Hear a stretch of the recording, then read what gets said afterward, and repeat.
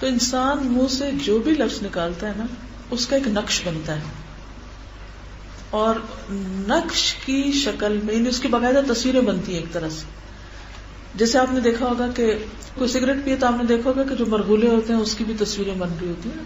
اسی طرح جو کچھ آپ منہ سے بولتے ہیں تو اس کا باقاعدہ نقش بنتا ہے. پھر اسی طرح صرف آواز کا نہیں، انسان جو عمل کرتا ہے نا، یعنی جو بھی ہم جیسے کر رہے ہوتے ہیں تو اس کا عکس بھی بن رہا ہوتا ہے.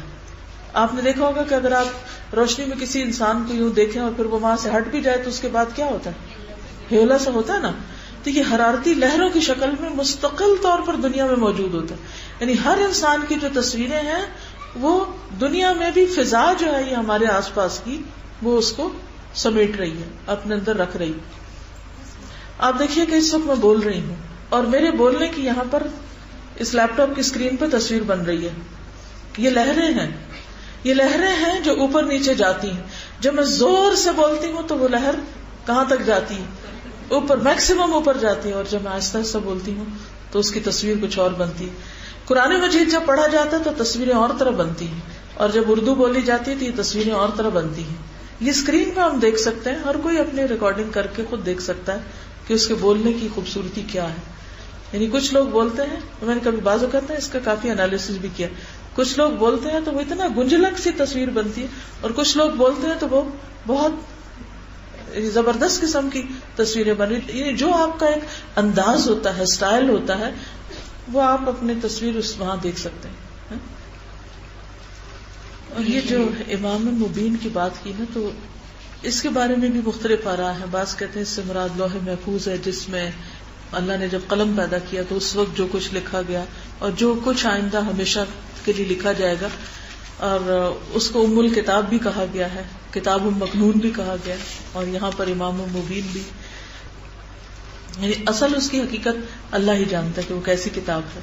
لیکن اگر سوچنے لگے تو واقعی کوئی بہت ہیوج چیز ہے کہ جس کے بارے میں جب میں لوح محفوظ کا لفظ بھی میں کبھی پڑھتی ہے سنتی ہوں تو ایک عجیب فیلنگ ہوتی ہے. اور یہ جو بات ہے نا، یہ جملہ تو ہم میں سے ہر ایک نے شاید بولا ہے، ہمیں نہیں پرواہ، جو مرضی کرے. اگر کوئی ہمیں بتانا بھی چاہے نا کہ بھئی آپ ذرا ٹھیک ہو جائیں تو ہم الٹا اس سے ناراض ہو جاتے ہیں. آپ سب نے میرا خیال ہے کہ زندگی میں کبھی نہ کبھی یہ ضرور کہا ہوگا، ہمیں نہیں پرواہ، ہمیں نہیں فرق پڑتا. یہ بھی ایک قسم کی غروری کی بات ہے نا کہ ہم اس سے بہت بڑی چیز ہے کہ ہمیں کوئی فرق نہیں پڑتا کہ ہمارا امپریشن کیا پڑ رہا ہے. ہمیں فکر ہونی چاہیے. مثلاً آپ کے جو بزرگ تھے، نانی یا دادی، آپ ان کے بارے میں سوچئے کہ آپ جب ان کا سوچتے ہیں تو کیا خیال آتا ہے؟ محبت آتی ہے، ایک ٹھنڈک آتی ہے، یا ایک ظالم انسان کا چہرہ سامنے آتا ہے؟ کیا فیلنگ آتی؟ وہ آپ کے امپریشن کہاں سے پڑا؟ ان کی ڈیلنگ کی وجہ سے. ہو سکتا ہے آپ نے ان کو نہ دیکھا ہو، مثلا میں نے اپنی دادی کو نہیں دیکھا ہو، لیکن مجھے ان کے بارے میں جو بتایا گیا اس کی وجہ سے مجھے ان سے بے انتہا محبت ہوتی.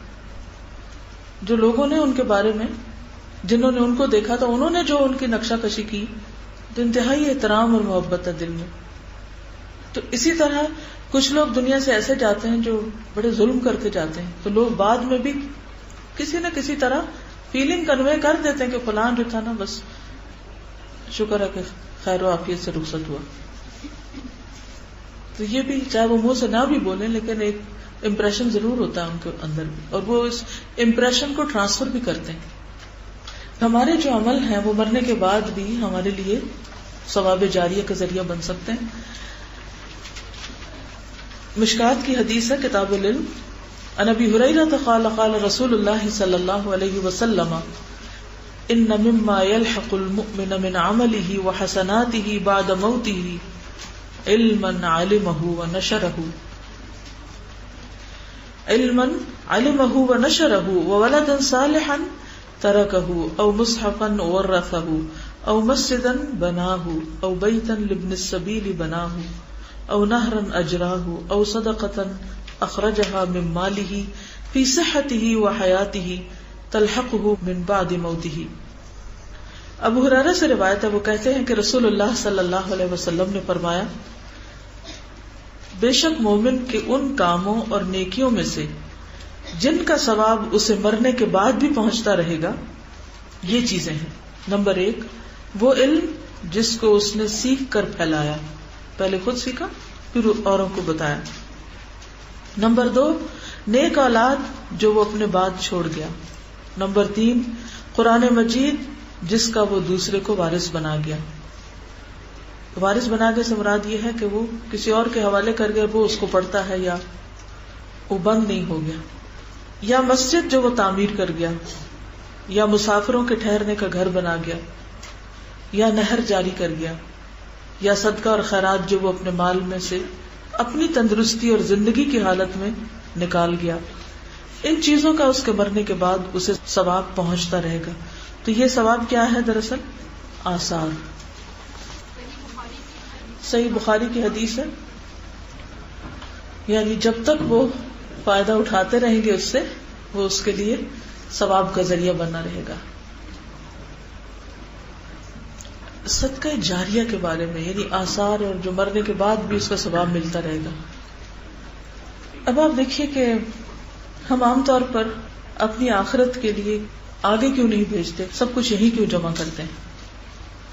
اس لیے کہ ہم جلد ملنے والی چیز سے محبت رکھتے ہیں. یعنی ہمارے پاس رہے گی، مثلا کوئی مال جو ہم نے کمایا تو ہم اس کو دیکھ کر خوش ہوتے ہیں، اس کے بیلنس کو جان کر یا جیسے بھی، کیونکہ وہ ہماری ہاتھوں کی ریچ میں ہے نا. جب ہم آگے بھیج دیتے ہیں، کسی کو دے دیتے ہیں، کسی بھی کام میں خرچ کر دیتے ہیں، تو ایسا لگتا ہے کہ جیسے وہ ہاتھ سے چلا گیا اور اب ہمیں تو شاید کچھ بھی نہ ملے.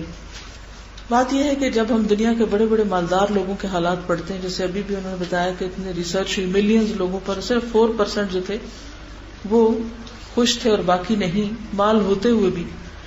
تو اسی طرح یہ ایک کتاب ہے یو کین ون، تو اس کا پیج نمبر 247 248 پر لکھا ہوا ہے. یہ میکملن پبلشر کی کتاب ہے. انہوں نے لکھا ہے کہ 1923 میں امریکہ میں اس وقت کے 8 امیر ترین سرمایہ کاروں نے اعلان کیا کہ ان کا مجموعی سرمایہ، یعنی جو ساری دولت ہے، حکومت امریکہ کے سرمایہ سے بھی زیادہ ہے. ابھی آپ نے دیکھا ہوگا ملٹی نیشنل جو ہیں، بعض ملکوں میں ان کے پاس جو کچھ ہے وہ بہت سی حکومتوں سے بھی کہیں زیادہ ہے ان کا بجٹ.